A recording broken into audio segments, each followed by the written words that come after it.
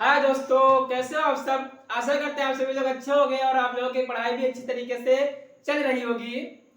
तो जिन लोगों ने हमारे चैनल को सब्सक्राइब नहीं किया है, कृपया हमारे चैनल को सब्सक्राइब कर लें, क्योंकि इस चैनल पे कक्षा 10 और 12 की तैयारी भी कराई जाती है और साथ ही में एसएससी जीडी की भी क्लासें इस चैनल पे चलती है। तो जो आपके भाई बहन या तैयारी एसएससी जीडी की कर रहे हो, कृपया इस चैनल पे एक बार विजिट करें और देखें इस चैनल पे किस प्रकार का कंटेंट दिया जाता है। तो चलते हैं अपने हम कक्षा 12 भौतिक विज्ञान का टॉपिक जो है डेरिवेशन है। एक बिंदु आवेश के कारण किसी बिंदु पर विद्युत क्षेत्र की तीव्रता कैसे निकालेंगे, ये हम लोग सीखेंगे। तो चलते हैं अपने बोर्ड पे। तो सामने लिखा हुआ है कि एक बिंदु आवेश के कारण किसी बिंदु पर विद्युत क्षेत्र की तीव्रता, यानी कि एक बिंदु यानी कि एक आवेश है कोई और किसी बिंदु कोई बिंदु है, उस पर विद्युत क्षेत्र की तीव्रता हमको ई ज्ञात करनी है। क्या ज्ञात करनी है? ई ज्ञात करनी है, यानी कि ई विद्युत से विद्युत क्षेत्र की तीव्रता तो पढ़ा चुके हैं। विद्युत क्षेत्र की तीव्रता क्या होती है? किसी बिंदु आवेश पर लगने वाला बल तथा उस बिंदु आवेश के परिमाण के अनुपात को जो है विद्युत क्षेत्र की तीव्रता कहते हैं। तो यहीं पे हम लोगों ने ये डेरिवेशन में क्या लिखा है कि माना एक की एक बिंदु आवेश, हमने एक बिंदु आवेश ले लिया प्लस क्यू। क्या है ये? बिंदु आवेश है। एक हमने बिंदु आवेश प्लस क्यू ले लिया, इससे आर दूरी पर एक जो है हमने पी बिंदु ले लिया, जिस पर हमें विद्युत क्षेत्र की तीव्रता ज्ञात करनी है। यानी कि इस बिंदु पर हमें विद्युत क्षेत्र की तीव्रता ज्ञात करनी है इस बिंदु आवेश के कारण। इस पे इधर को ये जो है बल लग रहा है। क्या लग रहा है? बल लग रहा है, यानी कि ये प्लस प्लस है, ये इधर को भागेंगे।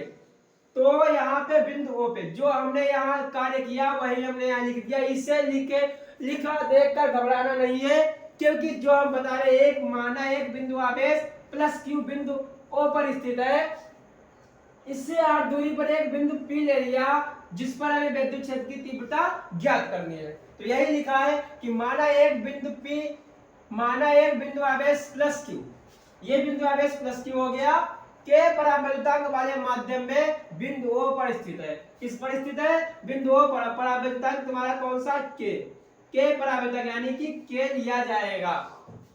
तो माना एक बिंदु आवेश के परावैद्युतांक वाले बिंदु ओ पर स्थित है, इस आवेश के कारण उत्पन्न विद्युत क्षेत्र में बिंदु ओ से आर दूरी पर एक बिंदु पी है, जिस पर विद्युत क्षेत्र की तीव्रता ज्ञात करनी है। बस इतना ही लिखा है। आगे चलते हैं, क्या लिखा है? लिखेंगे यहाँ पे माना, मान लेते हैं। क्या माना यहाँ पे? बिंदु यहाँ पे देखो क्यू नॉट हमने मान लिया। माना बिंदु पी पर आवेश, बिंदु पी पर आवेश कौन सा स्थित है? Q not. कौन सा? क्यू नॉट स्थित है। क्यू नॉट स्थित है, स्थित कर दिया हमने। माना बिंदु पी पर आवेश क्यू नॉट स्थित है, तब क्या होगा? प्लस क्यू आवेश। तब लिखेंगे प्लस क्यू आवेश, प्लस क्यू आवेश के कारण क्यू नॉट आवेश पर लगने वाला बल। कौन सा बल? लगने वाला बल। यहाँ पे बल कौन सा लगेगा? या तो आकर्षण लगेगा या तो प्रतिकर्षण लगेगा। ये हमको पता चलेगा कूलाम के नियम के अनुसार। कूलाम का नियम यह होता है कि किन्हीं दो बिंदु आवेशों के बीच लगने वाला आकर्षण तथा प्रतिकर्षण बल उन दोनों बिंदु आवेशों के मात्राओं के गुणनफल के अनुपाती तथा उनके बीच की दूरी के वर्ग के व्युत्क्रमानुपाती होता है। यही कूलाम के नियम ने बताया। तो यहाँ पे आवेश, वहां कूलाम के नियम में आवेश थे F बराबर में, और जो है यहाँ पे के Q1 Q2 अपान में R स्क्वायर थे। लेकिन यहाँ पे आवेश कौन सा है? प्लस क्यू और क्यू नॉट है। तो यहाँ पे ले लेंगे हम, लगने वाला बल क्या हो जाएगा? F बराबर में 1/4 पाई एप्सिलॉन नॉट। अब के परावर्तक वाले माध्यम में रखा है तो के इंटू में क्यू नॉट अपान में आर स्क्वायर। ये हमने ले लिया।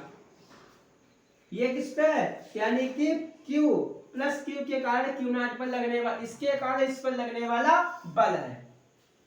तो इतना समझ में आ रहा होगा।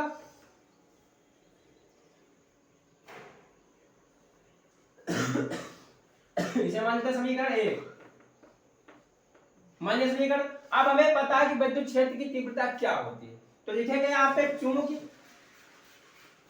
विद्युत क्षेत्र की तीव्रता, विद्युत क्षेत्र की तीव्रता। विद्युत क्षेत्र की तीव्रता किससे लिखा जाता है, विद्युत क्षेत्र की तीव्रता को लिखा जाता है ई से। ई बराबर में हमें पता है एफ अपान में क्यू नॉट। ये पता है, बिल्कुल पता है क्योंकि हम पढ़ा चुके हैं। ये है विद्युत क्षेत्र की तीव्रता। ले लिया। इसे मान लेते हैं समीकरण नंबर 2। मान लिया। अब समीकरण 2 में समीकरण 1 से एफ का मान रखने पर, ठीक है, समीकरण 1 से एफ का मान समीकरण 2 में रखने पर लिखेंगे यहाँ पे समीकरण 1 से एफ का मान समीकरण 1 में, समीकरण 2 में रखने पर,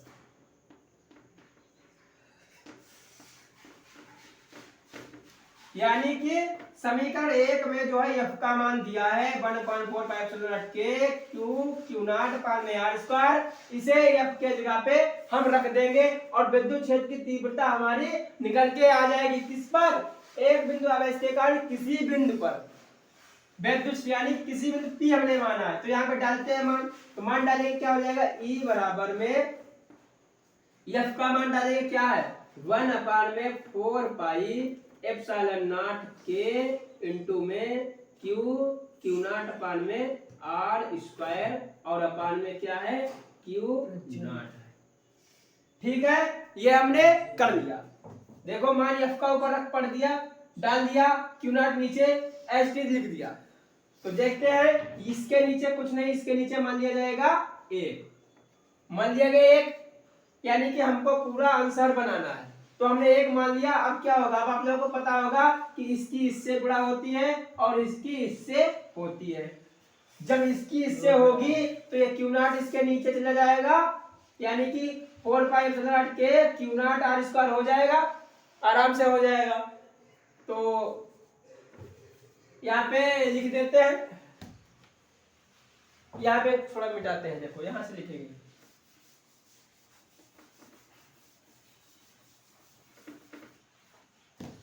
क्या है, इसके नीचे मान लिया, डालेंगे ई बराबर में, इसे पूरे मिटा देते हैं यहाँ पे,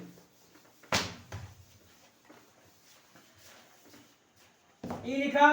देखो ई है हमारा, ई लिख दे रहे हैं, ई बराबर में क्या हो जाएगा, ये क्यू नॉट इसमें गुणा हो जाएगा, इसमें गुणा जब हो जाएगा तो यहाँ पे क्या हो जाएगा 1 अपान में 4 पाई एप्सिलॉन नॉट के इंटू में क्यू नॉट अपान में क्यू नॉट आर स्क्वायर। ये हो गया, यानी कि क्यू नॉट ये इसमें जुड़ गया और गुणा हो गया और इससे इसकी गुणा हो गई, यानी कि दो पास वाले आपस में गुणा हो जाते हैं और अलग दूर वाले आपस में गुणा हो जाते हैं। तो यहाँ गुणा हुआ तो दिख रहा है कि सामने एक क्यू नॉट ये कट गया।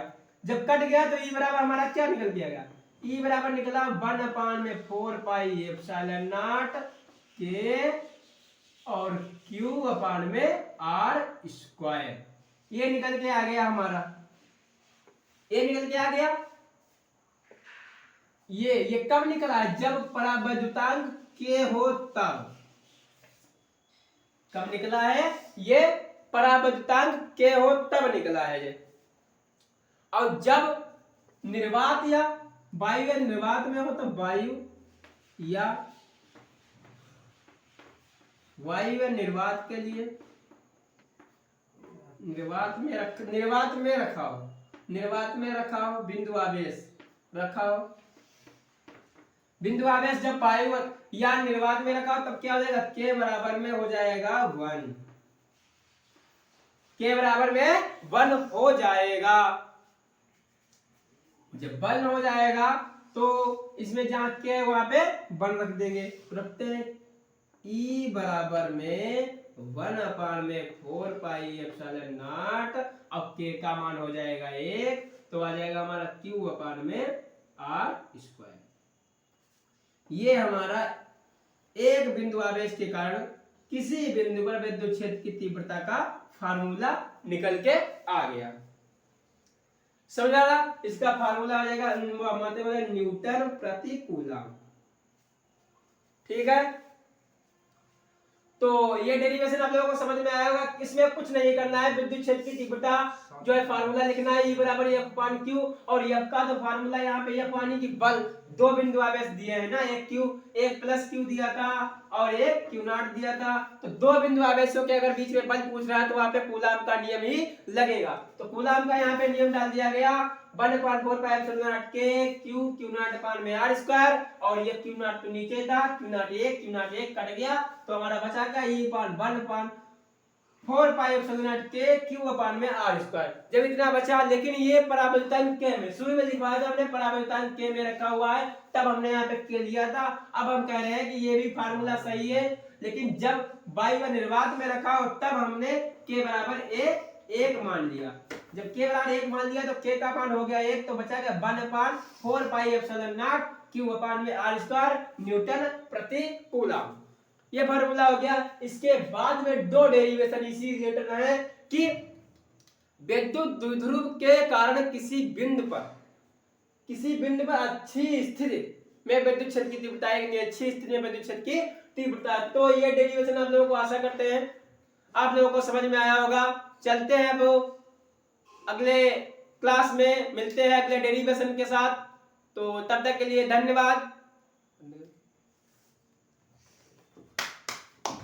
पेमेंट हो गई हो?